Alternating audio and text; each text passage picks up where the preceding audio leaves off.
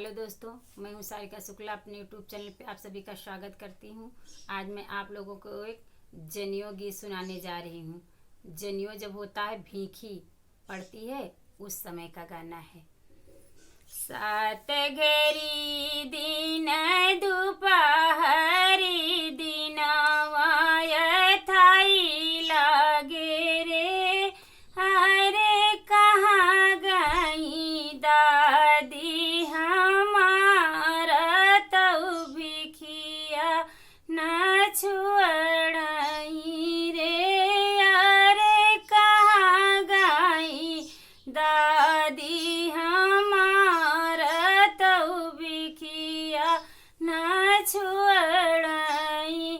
भरे लगी चौरा चंगेरावा रे पियरी गहवरी रे, अरे रंगई लागी पियर जनेउआ दियर हुई लागे रे, अरे रंगई लागी पियर जनेउआ दियर हुई लागे।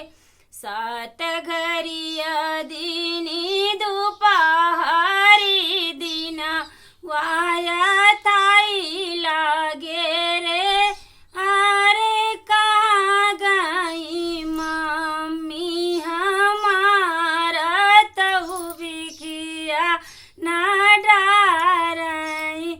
हेरे लगी चौरा चंगेरावा रे पियरी गहवरी रे, अरे रंगई लागी पियर जनेउआ दियर हुई लागे रे।